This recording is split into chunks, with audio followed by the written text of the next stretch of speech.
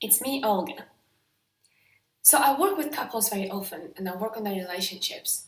And very often people come to me with pretty much the same problem. They always start with, so we have in our family so and so. However, in my family, where I came from, was happening so and so. My partner behaves in such and such way, but it's never happened in my family before. I got used to, I wanted, I always thought that in my family will be so and so.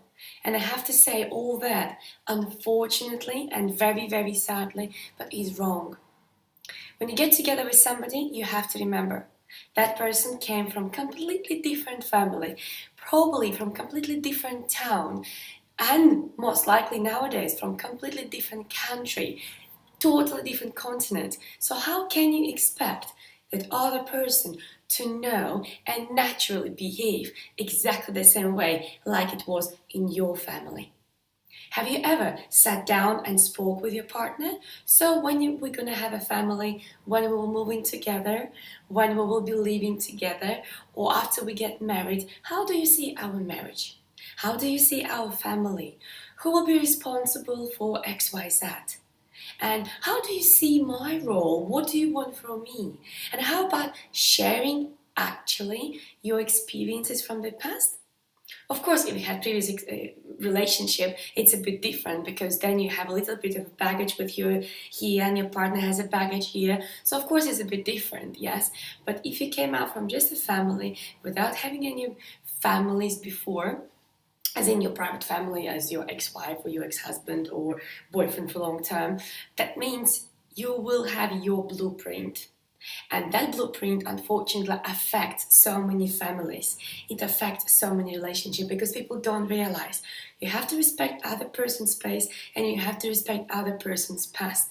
The ideal world, ideal situation, ideal moment would be if you would sit down at some particular day, some particular hour, and decide, okay, today we have to make an agreement. And yes, let's call it an agreement because this is two unions, this is two parties coming together. So why don't we make an agreement how it will be in our family? Because it's our little separate union from your family and my family. So in our little union, how are we going to behave? How are we going to live our life? How are we going to plan our future? Think about this. Because if you don't do it that way, if you keep pushing your partner to live what you got used to, what you always wanted, what you always saw, and your partner pushes you what he or she always saw, you're not gonna get anywhere, unfortunately. That means you will be procrastinating, not telling your partner what you feel, your partner not gonna do that, and eventually you will just get to the point when you will find a specialist, you will sit down in front of them and you will say, so in family, that's what we have, but in family, this would happen. So to avoid that, please sit down with your partner. Please discuss what your future is like. Please discuss what are your expectations.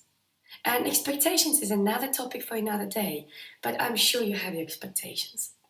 So sit down, speak, discuss, make a plan, and create your little, nice, loving world and a family. Good luck with that.